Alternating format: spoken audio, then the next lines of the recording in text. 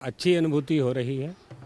भारतीय संस्कृति का परंपरागत कुंभ पर्व है। कोई किसी से नहीं पूछता है कि आप कौन हैं, कहाँ से आए हैं, कैसे आए हैं।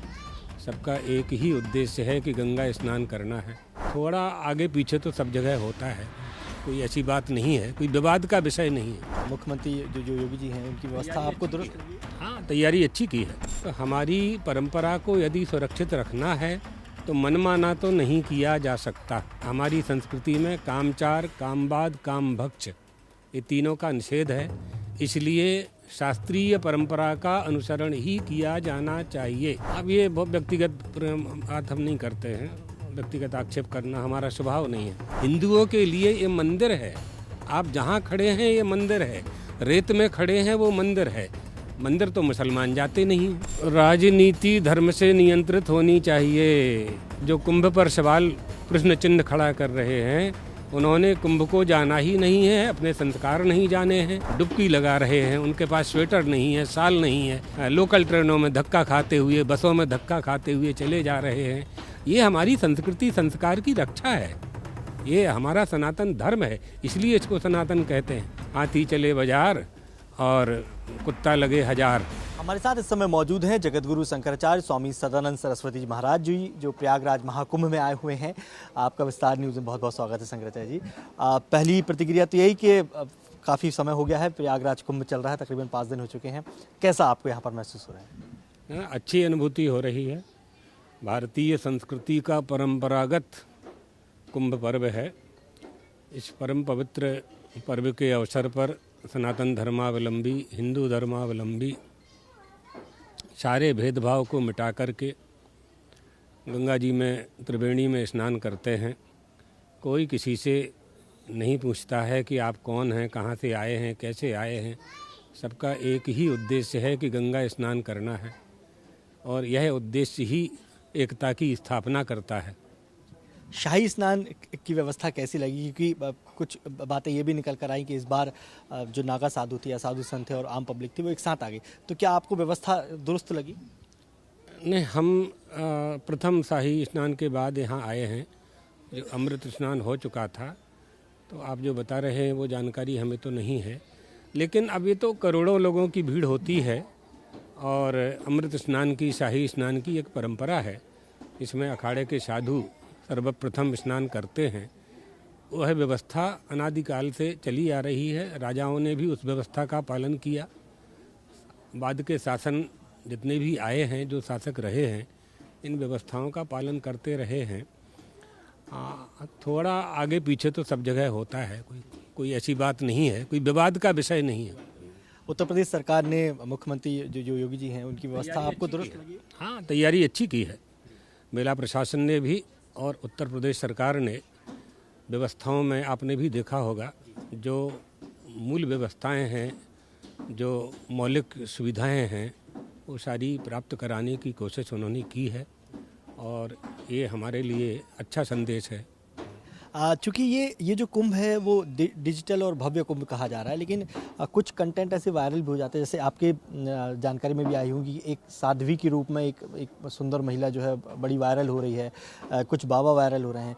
तो ये जो सोशल मीडिया पर कंटेंट वायरल होना, क्या कुंभ की गरिमा या मर्यादा को कहीं ना कहीं चोट पहुँचाता है आपके नज़रिए से? या क्या होना चाहिए ऐसे लोग जो हैं जो साध्वी के रूप में आते हैं या वायरल हो जाते हैं?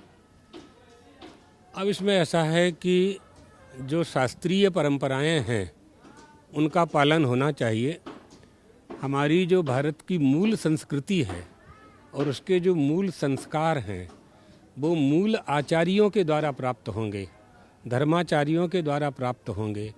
तो हमारी परंपरा को यदि सुरक्षित रखना है तो मनमाना तो नहीं किया जा सकता।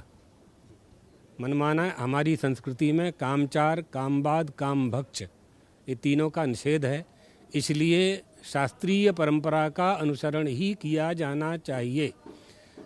जो आचार्य हैं, जो साधु महात्मा हैं, वो स्वयं सदाचार पर चलते हैं और सदाचार पर चलने का उपदेश देते हैं, और ये परंपरा आदिकाल से चली आ रही है, वह सुरक्षित रहना चाहिए। इसके लिए हमें परंपरागत आचार्य, संप्रदायाचार्य, शंकराचार्य, जितने भी आचार्य हैं, रामानंदाचार्य जी हैं, रामानुजाचार्य जी हैं, वल्लभाचार्य जी महाराज हैं, निम्बारकाचार्य जी हैं, और भी आचार्य हैं, वैष्णवाचार्य जी भी बहुत हैं। इन सबकी जो शास्त्रीय परंपराएं बनी हुई हैं, उन परंपराओं का उच्छेद करने का प्रयास किसी के द्वारा नहीं किया जाना चाहिए। जो रथ पर बिठाने वाली तस्वीरें थी, तो ये थोड़ा सा अवॉइड। अब ये बहुत व्यक्तिगत बात हम नहीं करते हैं, व्यक्तिगत आक्षेप करना हमारा स्वभाव नहीं है। अच्छा, इस कुंभ को शुरू होने के पहले भी कई बातें सामने आई, जैसे गैर हिंदुओं का प्रवेश ना देना, वक्फ बोर्ड की ज़मीन का मसला सामने आना, इस पर क्या?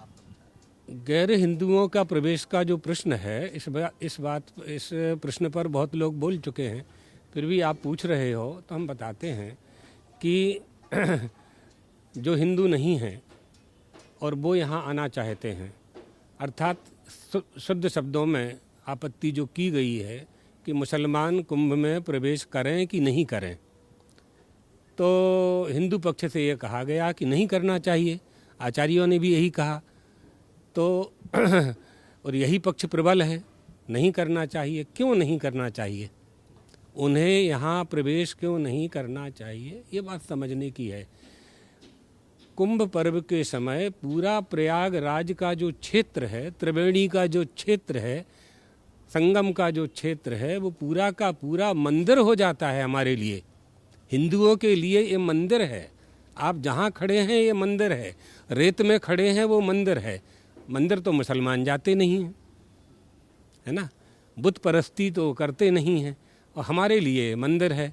जब मंदिर वो नहीं जाते हैं तो त्रिवेणी संगम में आने की उनको क्या आवश्यकता है? सीधा उत्तर है। इस पूरे मामले के बाद हम देखिए, कुंभ में धर्म संसद भी होगी, देश भर के साधु संत आ रहे हैं, तमाम बड़े बड़े आचार्य, शंकराचार्य, आप स्वयं भी इसमें आए हैं। इस कुंभ के बाद क्या कुछ ऐसा निचोड़ निकलेगा जो सनातन धर्म के लिए या देश के लिए फायदेमंद हो, या कुछ ऐसी बात जो निकले, या आप लोगों के ऐसे कोई विचार हैं जिस पर मंथन होगा? लाखों करोड़ों लोग यहाँ आ रहे हैं और हिंदुओं ने अपनी एकता का दर्शन यहाँ कराया है। संस्कार और संस्कृति का उपदेश यहाँ से प्राप्त होगा। जैसे गंगा की धारा प्रवाहित हो रही है, अनवरत प्रवाहित हो रही है, अविच्छिन्न प्रवाहित हो रही है, इसी तरह से हमारी संस्कृति की धारा का प्रवाह ऐसे कार्यक्रमों से और आगे बढ़ता है, जो आने वाली पीढ़ी, युवा पीढ़ी, बालक बालिकाओं के हृदय में संस्कार और संस्कृति जागृत होती है, तो अच्छा संदेश जाएगा।